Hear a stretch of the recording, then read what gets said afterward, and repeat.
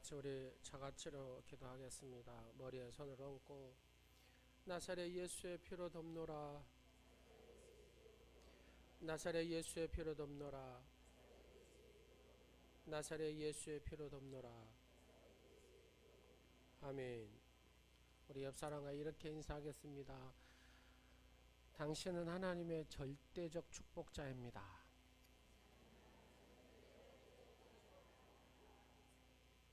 이렇게 물어보세요. 알고 그렇게 인사하세요? 모르고 하세요? 여러분 알고 인사하십니까? 여러분 하나님의 절대적 축복자인 것을 여러분 믿습니까? 눈을 한번 봐보세요. 옆 사람 눈을 진짜 그렇게 알고 하는가 모르고 하는가. 예, 오늘 말씀을 들으시면서 내가 왜 절대적 축복자인가 이걸 한번 깨닫는 그런 시간, 확신하는 시간이 되셨으면 좋겠습니다. 내게 축복하게 하라라고 말합니다. 내게 축복하게 하라. 이삭이 자녀들을 축복할 때에 내가 나의 모든 것을 다해 에서한테 내게 축복하게 하라. 그걸 누가 들어요? 야곱 둘째 어머니 리브가가 듣고 둘째에게 이 이삭의 축복이 에서한테 가는 게 아니라 야곱한테 가버립니다. 우리는 바로 그 축복을 받은 존재라는 얘기입니다. 그럼 그 축복이 뭔가를 오늘 말씀을 통해서 다시 한번 우리가 확신하는 시간이 되었으면 좋겠습니다. 우리가 살아가면서 많은 사람을 만나죠. 그런데 어떤 사람은 왠지 거리감이 느껴지는 사람이 있습니다. 반면 어떤 사람은 처음 만났을 때에도 불구하고 호감이 가고 가까이 하고 싶은 사람이 있습니다. 여러분 그렇죠? 성경에 등장하는 인물도 마찬가지입니다. 어떤 사람은 존경은 하지만 왠지 거리감이 느껴지는 사람이 있습니다. 예를 들어서 요셉과 같은 사람, 모세와 같은 사람, 다니엘과 같은 사람, 여호수아 같은 사람이죠. 왜요? 나하고 비교해보면 이 사람은 너무나 모든 면에서 월등해요. 그죠? 요셉도 그러고 참 이런 인물이 다 있네 할 정도로 모세도 그러고 다니엘도 그러고 여호수아 봐도 그래요. 나하고 비교해보면 너무 차이가 많이 나요. 그래서 존경은 하지만 신앙생활에서 이렇게 따라가기는 해야 되겠다 하지만은 나는 발벗고 달려가도 따라가기 힘든 사람이구나. 그럴 수도 있다 그 말입니다. 우리 안에서. 근데 좀 비교를 해도 그래 이 정도 나도 하겠다 할 정도로 하는 사람이 있어요. 그 사람이 바로 누굽니까? 야곱이라는 사람입니다.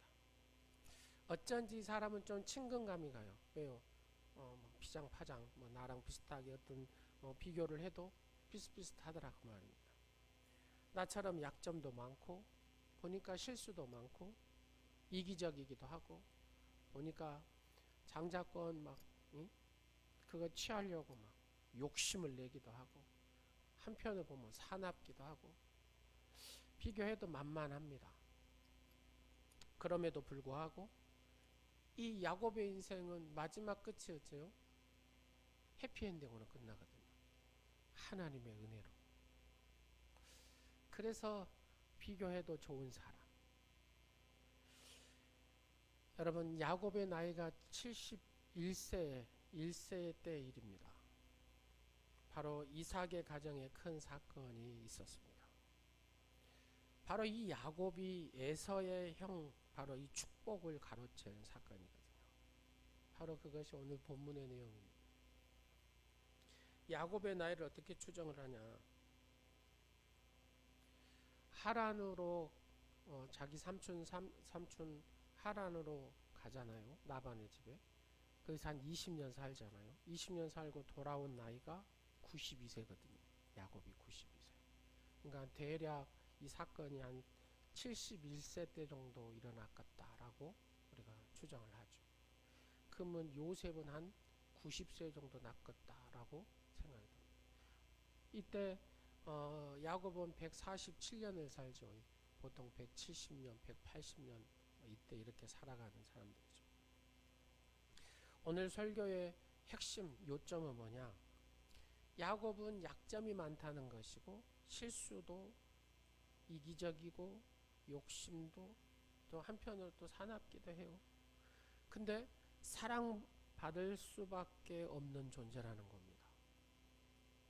이런 야곱이 사랑받을 수밖에 없는 존재. 왜냐하면 하나님이 사랑하기로 했으니까. 다른 거 없습니다. 그냥 하나님이 야곱을 사랑하기로 했다는 겁니다. 우리도 마찬가지죠. 나도 약점이 많고 실수도 잘하고 이기적이기도 하고 욕심도 많고 사납기도 해요. 하나님의 사랑을 근데 받을 수밖에 없는 존재다 그 말입니다. 왜냐하면 하나님이 사랑하기로 작정했으니까. 할렐루야. 하나님이 뭐 하기로 작정하셨다고요? 누구를요? 나를. 하나님이 사랑하기로 작정하셨다는 겁니다. 누구를요? 나를. 그래서 여러분이 오늘 이 자리에 여가 있는 줄로 믿으시기 바랍니다. 창세기 27장의 내용들을 쭉 보면은 내게 축복하게 하라 이 말씀이 계속해서 반복해서 나옵니다. 반복해서 27장 전체를 보면 한번 살펴보겠습니다. 4절 말씀에 보면 뭐라고 하냐? 내가 죽기 전에 내 마음껏 내게 축복하게 하라. 4절 7절을 한번 보겠습니다. 7절 죽기 전에 여호와 앞에서 내게 축복하게 하라 하셨으니 10절 그가 죽기 전에 내게 축복하기 위하여 뭐라고요? 잡수시게 하라. 19절 아버지 마음껏 내게 축복하소서. 그 다음에 25절 내 마음껏 내게 축복하리라. 31절 마음껏 내게 축복하리라. 34절 내 아버지여 내게 축복하소서 내게도 그리하소서. 38절 내 아버지여 내게 축복하소서 내게도 그리하소서 하고 소리를 높여오니. 여러분 오늘 본문을 읽으면서 이런 생각이 드시지 않습니까? 도대체 그 아버지 이삭이 자식을 위하여 비는 이 축복이 무엇이길래 이렇게 애걸복걸하는가? 그냥 뭐 아버지 축복 안 하면 뭐 말지 이러면 되잖아요. 근데 이 아버지의 축복이 대간절 무엇을 한데 막 아버지를 막 속여서라도 이 야곱이 이 하나님의 그 축복 아버지를 통한 이 축복을 막 받고자 막 이렇게 애걸복걸. 나이가 몇 살이라고요? 71살이다. 70. 마치 축복을 받으면 살고 축복을 받지 못하면 막 죽을 것 같은 그런 심정으로 이 아버지 이삭을 통하여 비는 그 하나님의 축복을 그렇게 사모한 이유가 뭘까 하는 겁니다. 그게 뭐길래 71살이나 먹은 이 야곱이 인생 풍파를 다 겪은 사람이 그렇게 울고불고 하면서 이 축복을 받으려고 애걸복걸했냐 그 말입니다. 야곱이 받는 축복의 중요성을 알려면 우리가 성경의 통과 맥을 알아야 됩니다. 성경을 보면은 야곱을 기점으로 하면서 선민 이스라엘 민족의 혈통 분리 작업이 종결되는 끝나는 것을 볼 수가 있거든요. 이게 무슨 말이냐? 하나님께서 아담을 창조하셨어요. 아담을 창조하시고 그에게 자식을 줬는데 가인하고 아벨을 줬어요. 근데 가인하고 아벨 관계 속에서 자기 형 가인이 시기 질투함을 통해서 아벨을 죽이잖아요. 그래서 하나님께서 이 아벨 대신에 주신 자식이 누구예요? 셋이거든요. 근데 하나님은 누구를 선택을 해요? 셋의 혈통 이렇게 얘기합니다. 하나님이 분리시켜서 선택을 합니다. 셋을 통해서 하나님은 그 일들을 하시는 거죠. 자, 좀 큰 타이틀로 봐서 하나님께서는 노아도 마찬가지죠. 노아에게는 세 아들이 있잖아요. 셈과 함과 야벳이 있어요. 근데 하나님이 누구를 택하셔요? 셈을 택하셔서 하나님의 선하심을 이루시더라고요. 마찬가지입니다. 아브라함도 두 아들이 있습니다. 이스마엘과 이삭이 있잖아요. 하나님의 언약에 선택된 백성이 누구예요? 이삭이라는 이삭. 이와 같이 하나님의 자손들 중에서 그의 백성을 선택을 했다고 말합니다. 선택. 그러니까 택한 혈통을 위해서 자손들을 계속 분리시키시면서 하나님은 이 자녀 하며 택하시면서 그렇게 하나님은 하셨다는 거예요. 그런데 야곱에 이르러서는 달라진 거예요. 혈통의 분리가 종결이 되면서 이제부터는 하나님의 택한 백성 선민의 혈통의 확장이 시작이 됐다고 말입니다. 보십시오. 야곱의 12아들 모두가 하나님의 택한 바로 혈통의 반열에 서는 것을 우리가 볼 수 있잖아요. 야곱은 바로 이런 축복을 받게 되는 것입니다. 이것을 신학적으로 어떻게 표현하냐면 언약 가문의 계승자로 축복입니다. 언약 가문의 계승자로서의 축복. 따라서 이삭이 베푸는 축복은 단순히 어떤 장자권이 아니라 그 말입니다. 여러분 장자로서의 다른 형제보다 2배를 더 받고 이런 거 나오잖아요. 2배의 유산을 물려받을 정도 어떤 상대적 축복이 아니라는 겁니다. 여기서 언약 가문의 유일한 언약 가문의 유일한 계승자로서의 받는 절대적 축복이 바로 야곱이 그렇게 사모하고 오매불망했던 축복이다. 다른 형제가 1억 상속받는다면 장자는 2억 상속받으니까 그것을 더 얻기 위한 것이 아니었다고 말입니다. 지금 야곱이 받으려는 축복은 지상에서 유일한 언약 가문, 이 세상에서 유일한 언약 가문의 계승자로서 절대적 축복 말입니다. 배타적인 지위를 얻는 것입니다. 어떤 누구에게도 이건 주어지지 않습니다. 아버지 이삭을 통해서 야곱에 이어지는 이 축복은 유일하게 야곱을 통해서만 이루어지는 축복. 그렇기 때문에 에서에게 줄 축복이 없다라고 이삭이 얘기해요.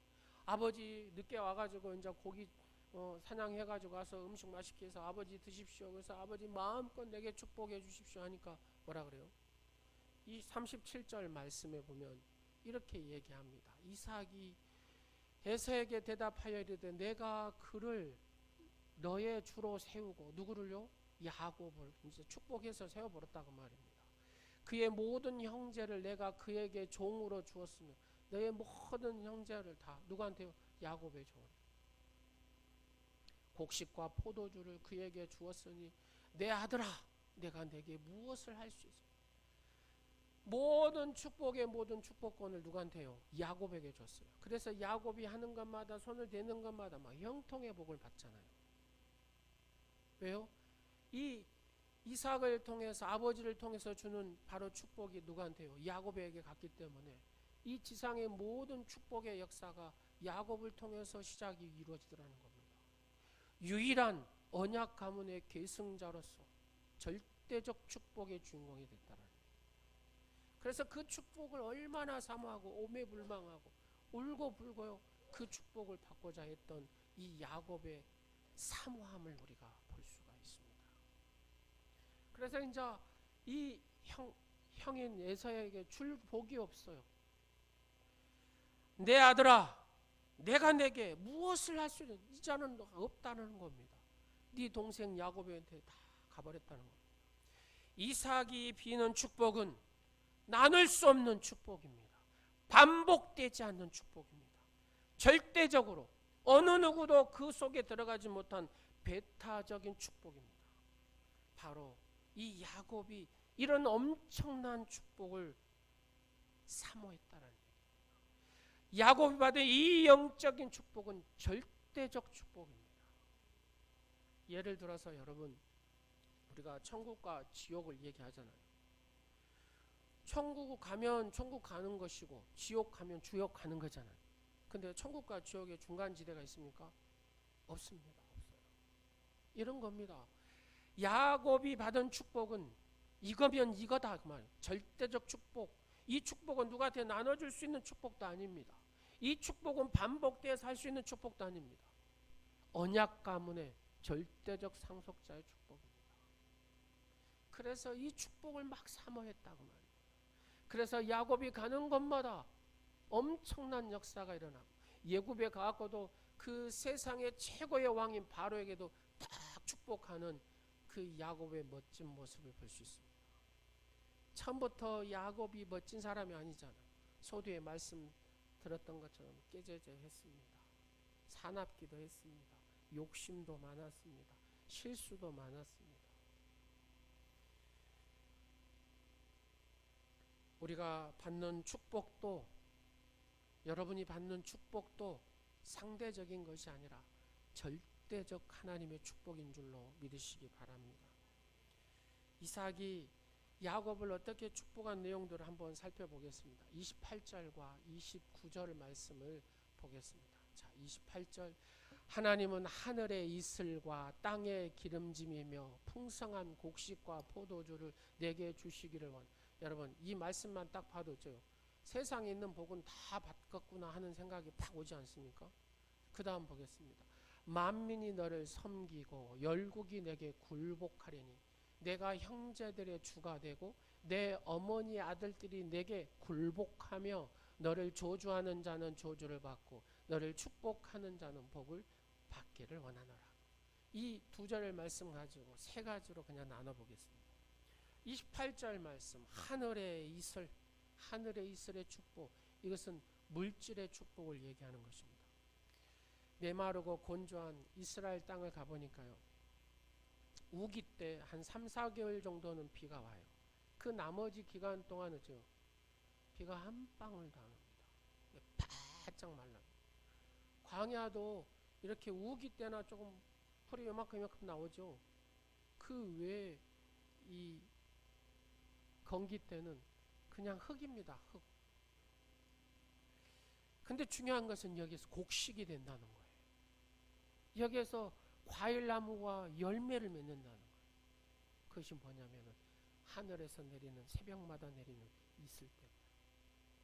우리가 우리 대한민국에서 이슬하고는 거기에서 이슬 내리는 양이 다릅니다. 곡식이나 과일이 하늘에서 내리는 이 이슬을 통해 가지고 풍성해지는 겁니다. 따라서 하늘의 이슬이라는 것은, 여기서 상징하는 것은 물질의 축복을 의미합니다. 하나님이 없는 축복, 하나님의 축복이 없으면 여러분, 우리의 인생은 헛발질하고 헛손질하는 것과 똑같습니다. 사랑하는 성도 여러분, 이런 물질적인 축복이 하늘의 이슬처럼 여러분의 삶에 내리시기를 간절히 축원합니다. 29절 말씀에 보니까 만민이 섬기고, 만민들이 너를 섬기고 굴복하게 하게 하시겠다는 축복을 주십니다. 이것은 모든 정신적인 축복이기도 합니다.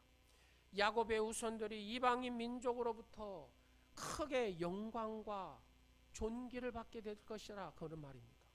여러분, 이 말씀의 축복대로 실질적으로 됩니까? 안 됩니까? 되잖아요. 여러분, 다윗과 솔로몬 시대를 가만히 한번 봐보십시오. 주변 많은 나라들이 막 조공을 바치면서, 그냥 싫어서 바치는 것이 아니라 이 다윗의 그늘 아래 살고 싶어가지고 조공을 바치면서 존경하는 마음으로 나는 당신의 그늘 아래 살기를 원합니다. 그렇게 존경을 받으면서 조공도 받았던 인물이 다윗입니다. 부자로 사는 것도 중요하지만 여러분, 부자로 사는 사람들이 부자로 살면서 존경도 받으면 얼마나 좋겠어요. 그죠? 이 두 가지가 이루어지면. 근데 부자로 살면서 욕먹는 사람들이 또 얼마나 많습니까? 사랑하는 성도 여러분, 새벽 이슬과 같은 물질의 복도 받고 많은 사람으로 존경을 받는 그런 축복자가 되시기를 간절히 축원합니다. 만민이 굴복하게 하고 존경하고 사랑하는 마음으로 그렇게 다가서는 그런 축복자 말입니다. 그런 축복자가 되시기를 간절히 축원합니다. 29절 보면 너를 저주하는 자에게 저주를 내리고 축복하는 자에게 축복을 하나님이 내리신다고 합니다. 하나님의 백성을 저주하면, 하나님의 백성을 해방하면 하나님께서 반드시 심판하시겠다 그 말입니다. 그래서 하나님의 사람을 욕하거나 비판하거나 비평하거나 이렇게 하는 사람은 참으로 어리석은 사람입니다. 그 입술에서 욕하거나 비판하는 사람, 하나님의 사람을 비판하거나 욕한 사람은 복을 받을 수가 없어요. 그의 인생에 계속해서 저주가 끊어지지 않습니다. 그것은 하나님께서 그러시겠다라고 약속을 하신 겁니다. 하나님의 저주를 자초하는 것이 하나님의 사람을 비판하거나 욕하는 사람입니다. 왜요? 하나님 말씀대로 하시기 때문에 그렇습니다. 하나님은 그 말씀대로 하신 대로 그대로 역사하신 하나님이시기 때문에 그렇습니다. 여러분, 누가 여러분의 자식을 욕할 때, 예를 들어서 한번 해볼까요? 예은이가 싸가지가 없습니다, 목사님. 그러면 어쩌겠어요? 보면은 싸가지가 있는데 싸가지가 없다고 자꾸 아버지한테 얘기하면 제가 어쩌겠습니까? 화가 나지요. 그러면서도 어째요? 체면이 있어서 말을 못합니다. 근데 속은 무너지죠. 하나님도 마찬가지입니다. 하나님도 그의 아들과 딸이 비난을 받을 때 속이 무너내린다고 말입니다. 성숙한 성도들이 다른 사람을 향한 비난을 굳고 삼가하는 이유가 뭐겠습니까? 안 들려서요? 생각을 못해서요? 보지를 못해서요? 아닙니다. 다 알지만 하나님께서 싫어하시는 것이기 때문에 입에 올리지 않는 것입니다. 하나님께서 하지 말라고 하시기 때문에 입에 올리지 않는 것입니다. 왜요? 내가 복을 받지 못할 수도 있기 때문에, 하나님의 저주의 말씀이 내게 임할 수 있기 때문에, 내가 알잖아요. 이 말씀을 알기 때문에 입에 올리지를 못하는 겁니다. 사랑하는 성도 여러분, 주위에 많은 사람들을 많이 축복하고 격려하면서 축복하는 자에게 내리는 이 축복을 받는 여러분 되시기를 간절히 축원합니다. 두 번째로 야곱은 반드시 하나님의 이 축복을 받아야만 했습니다. 무엇을 하더라도, 왜요? 이 절대적 축복을 받아야만 했습니다. 야곱은 아버지 이삭을 속여서라도 반드시 이 축복을 받아야만 했습니다. 이것은 나누는 복도 아니고 반복되는 것도 아닙니다. 어쩌든 간에 이 복을 받아야 하나님의 절대적인 그 은혜 안에서 내가 살 수 있는 것이죠. 27장에 보니까 야곱이 아버지를 속이면서 이렇게 받는 복이 있습니다. 4번을 속이죠. 첫 번째는 무엇입니까? 야곱은 자기 어머니 리브가가 에서의 옷을 가지고 와가지고 누구한테 입혀요? 야곱에게 입히는 장면입니다. 두 번째로, 예서는 막 털이 이렇게 많이 났는데 야곱은 털이 없어요. 털이. 그래서 염소 털을 갖다가 손에다가 이렇게 붙여주고 목에다가 매끈매끈하니까 목에다가 붙여줬습니다. 세 번째는, 내가 누구냐? 아버지 이삭의 말에 야곱이 나는 아버지의 맏아들 예서로소이다 라고 얘기합니다. 또 한 번 하죠. 어떻게 해서 이렇게 짐승을 빨리 잡아가지고 음식을 차려왔느냐? 이렇게 아버지가 물어보니까 뭐라 그래요? 아버지 하나님 여호와께서. 누구요? 이게 중요합니다. 아버지 하나님 여호와께서. 아버지와 늘 함께 하시고 아버지에게 복을 주시고 인도하시고 지키시는 그 아버지의 하나님 아버지께서, 나를 순조롭게 이 짐승을 만나게 해가지고 내가 이렇게 빨리 잡아서 음식을 드려, 이렇게 속이잖아요. 아버지 하나님, 우리의 자식이 그러면 얼마나 좋겠어요. 그죠? 어머니 하나님, 아버지께서 나를 순조롭게 하여 이런 복을 받았습니다. 아버지 하나님께서, 아버지가 믿는 그 하나님의 아버지께서 나를 순조롭게 하여 이런 복을 받았습니다. 아버지께서 경외하는 그 하나님께서, 어머니께서 그 사랑하신 그 하나님께서 내게 이런 복을 주셔서 내가 이렇게 복을 받았습니다 라고 고백할 수 있는 여러분의 자녀들이 되기를 간절히 축원합니다. 야곱이 아버지 이삭을 속이는 방법이 점점 좀 대범해지는 것을 보게 됩니다.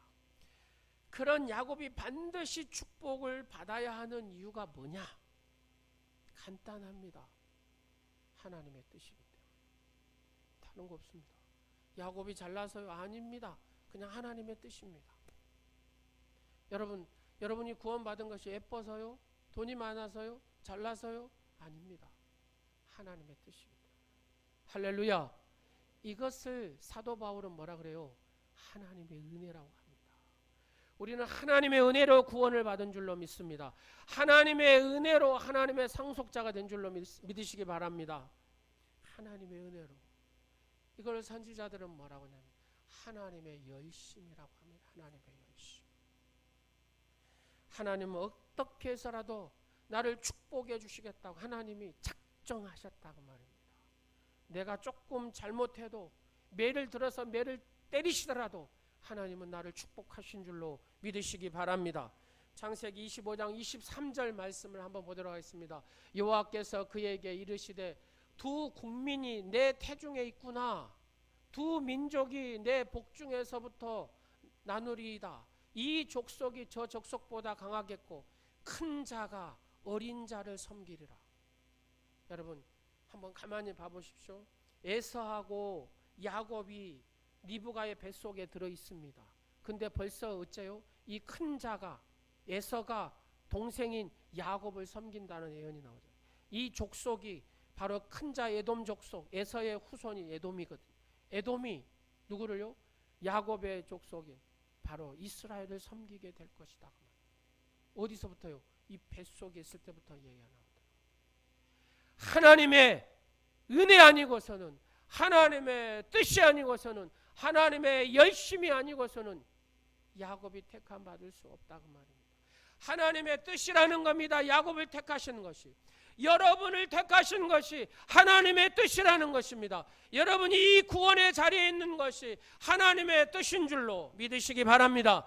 하나님의 은혜인 줄로 믿으시기 바랍니다. 하나님의 열심으로 여러분을 구원하시고자 하시는, 여러분에게 은혜를 베푸시고 여러분을 축복하시고자 하시는 하나님의 열심으로 여러분은 지금 이 자리에 있는 줄로 믿으시기 바랍니다. 말씀을 보면 먼 훗날에 포로 귀환 때 예언한 말라기가 있습니다. 말라기. 구약 성경 맨 마지막 책이 말라기서잖아요. 그 말라기서 1장 2절과 3절을 보면은 명확하게 우리에게 얘기해 주고 있거든요. 한번 보도록 하겠습니다. 여호와께서 이르시되 내가 너희를 사랑하였노라 하나 너희는 이르기를 주께서 어떻게 우리를 사랑하셨나이까 하는도다. 나 여호와가 말하노라 예서는 누구의 형이라고요? 야곱 형이 아니냐. 그러나 내가 누구를?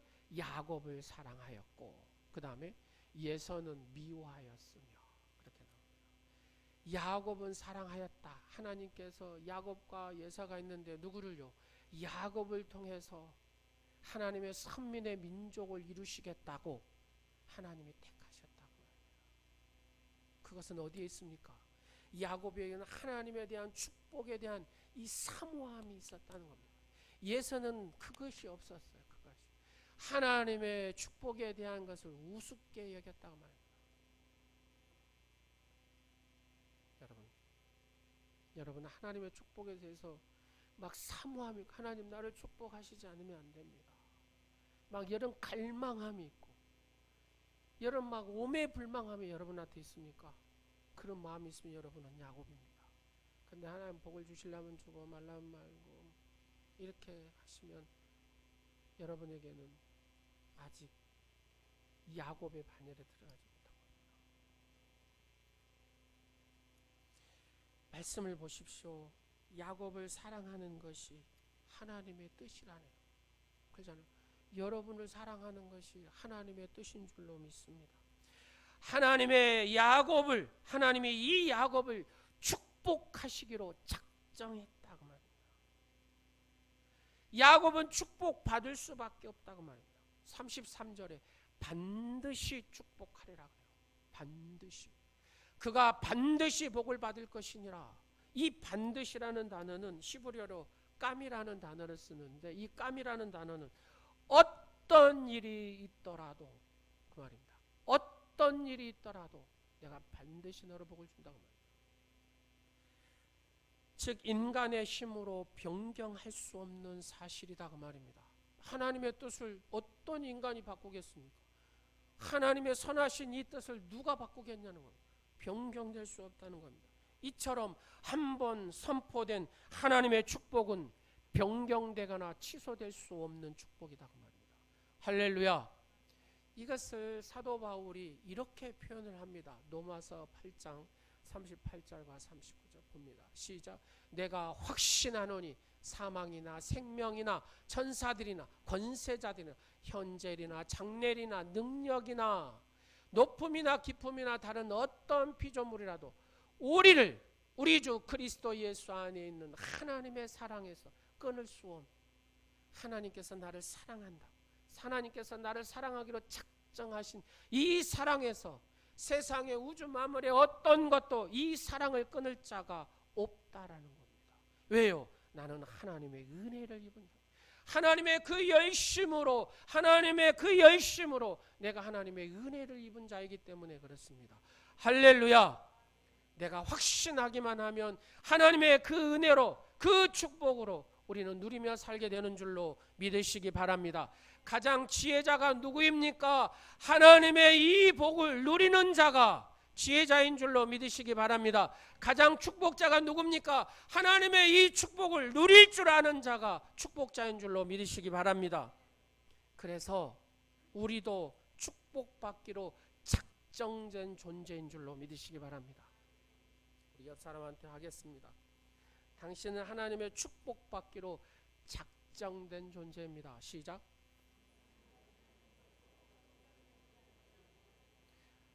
아멘. 야곱이 누구입니까? 바로 내각입니다. 한번 해서 야곱이 누구입니까? 하면 여러분 손을 여다 댑니다. 야곱이 누구입니까? 바로 내각입니다. 할렐루야. 따라서 야곱이 축복을 받기로 된 것처럼 우리도 축복을 받기로 된 것입니다. 우리는 반드시 축복을 받습니다. 왜요? 하나님의 뜻이니까. 하나님의 뜻이니까. 이것이 바로 성경이 우리에게 지금 이 얘기하고 싶은 얘기다 그 말입니다. 사랑하는 아들아, 사랑하는 딸아, 너는 반드시 축복을 받는다. 이게 하나님의 뜻이다 그 말입니다. 할렐루야. 그런데 성도들이 이 사실을 받아들입니까? 안 받아들입니까? 여러분 아멘입니까? 아닙니까? 아멘 해도 한쪽 여기서는 아니라고 자꾸 합니까? 하나님이 반드시 저를 축복할 줄로 믿습니다. 축복하실 줄 믿습니다. 걸음더미에 던져질지라도, 시궁창에 던져질지라도 하나님이 반드시 저를 축복하실 줄 믿습니다. 여러분을 축복하실 줄 믿습니다. 여러분 지금 걸음더미에 있습니까? 시궁창에 들어 있습니까? 그래도 하나님은 반드시 여러분을 축복하실 줄로 믿습니다. 저는 믿습니다. 여러분도 믿습니까? 왜냐하면 그동안 살면서 우리가 왜 못 믿냐? 늘 열등감에 너무 익숙해져 있기 때문에. 여러분 가만히 봐보세요. 여러분 왜 상처를 받습니까? 열등감에 익숙해져 있어요. 열등감에 익숙해져 있는 사람이 상처를 잘 받아요. 실패에 너무 익숙해져 있으니까 여기에 담대함이 사라져요. 불행에 너무 익숙해져 있기 때문에 하나님이 너를 축복한다, 너는 축복의 존재다, 반드시 너를 축복하실 것이다 라고 얘기를 아무리 해도 열등감이 너무 익숙해 있고 실패에 너무 익숙해 있고 불행에 너무 익숙해 있다 보니까 하나님이 아무리 말해도 아멘 하고 여기에서 받아들이지를 못하고 진짜 그럴까? 진짜 그럴까? 사실일까? 사도 바울은 부활하신 예수님을 만나고 난 다음에 내가 확신하노라. 나는 축복의 존재임을 확신하노라. 감옥에 갇혀 있어도 확신하노라. 어떠한 핍박을 받으면서도 확신한다고 그는 고백합니다. 이 하나님의 사랑에 누가 나를 끊을 소냐? 끊을 자가 없다라는 겁니다. 사랑하는 여러분, 여러분에게 이런 강하고 담담의 믿음의 주인공이 되시기를 간절히 축원합니다. 이 모든 것, 열등감, 내게 익숙해져 있는 이 열등감, 실패에 익숙해져 있는 이 실패감, 불행에 너무 익숙해져 있는 이 불행에 대한 이 마음들 예수 이름으로 다 깨버리시기를 간절히 축원합니다. 거룩한 자존감 가지고 회복하시기를 간절히 축원합니다. 우리의 예수 그리스도를 믿는 성도는 행복감 위에 거룩한 삶을 목표로 하고 사는 존재인 줄로 믿으시기 바랍니다. 그래서 우리는 늘 거룩함의 존재감을 가지고 이 자존감을 가지고 회복하는 그런 은혜가 늘 우리 속에 있어야 하나님의 자녀로서 이 축복의 역사를 써가는 주인공이 될 줄로 믿습니다. 그러면 우리가 하나님의 축복을 받기로 작정된 것을 어떻게 내가 아냐 그 말이에요. 계속해서 반드시 축복합니다. 축복합니다 이렇게 얘기를 했어요. 그런데도 뭐 잡히는 게 없어요. 어떻게 축복한다는 소리, 어떻게 느껴야 된다는 거. 하나님의 축복을 받기로 작정된 것 어떻게 압니까? 내가 어떻게 그걸 확신할 수 있습니까? 첫 번째는 이겁니다. 축복을 받기로 작정된 첫 번째 표시는 뭐냐면 죄에 대한 민감함입니다. 요한일서 3장 9절 말씀을 한번 보겠습니다. 하나님께로부터 난 자마다. 여러분은 하나님께로 난 자 맞습니까? 자, 그러면 죄를 짓지 아니하나니 죄를 안 짓습니까? 아무 말이 없어요. 하나님의 씨가 여러분 하나님의 씨가 여러분 속에 있습니까? 그의 속에 거하며 그도 범죄하지 못하는 것을 하나님의 씨가 여기 있으니까 어째요? 범죄하지 못한대요. 왜요? 하나님께로 났습니다. 하나님께로 남자는 지혜를 이기게 되는 줄로 믿으시기 바랍니다. 자, 이 말씀을 보면 옛날에는 죄를 지면은 그냥 무감각했어요. 이것도 죄다 저것도 죄다 죄에 대해서 그냥. 근데 예수님을 만나고 난 다음부터는 죄를 지면요 여기가 아파요. 죄에 대해서 막 후회스러워요. 불안해요. 여기가 막 가책이 돼서 잠을 잘 수가 없어요. 그래서 쪼그려 앉아서 하나님 저를 용서해 주세요. 제가 어리석은 자입니다. 불쌍히 여겨주세요. 남을 비방하고 비평하고 부정적으로 얘기하고 하고 난 다음부터 가만히 생각하니까 여기가 아파요. 내가 왜 그랬을까 후회스러워요. 하나님 용서해 주세요. 하나님의 사람을 내가 비평했습니다. 비판했습니다. 불쌍히 여겨주세요. 이 연약함을 이 어리석음을 불쌍히 여겨주세요. 이런 고백이 나오는 사람은 그 사람은 하나님의 축복받기로 작정된 사람인 줄로 믿으시기 바랍니다. 행동 하나 잘못한 것, 말 한마디 잘못한 것, 아니 생각 하나 잘못한 것까지도 그냥 넘어가지지를 않아요. 죄가 싫어요. 죄가 두려워요. 그러면서 죄를 이기는 겁니다. 이 사람은 하나님의 축복을 받기로 작정된 사람입니다. 근데 죄를 지어도 아무런 감각이 없어요. 이 사람은 아니다고 생각하시면 되겠죠. 예수를 믿을 때하고 안 믿을 때의 차이가 여기 있습니다. 교회를 다닐 때하고 안 다닐 때의 차이가 여기 있습니다. 내가 교회를 다녀도 전혀 죄에 대해서 무감각한 사람은 큰일이죠.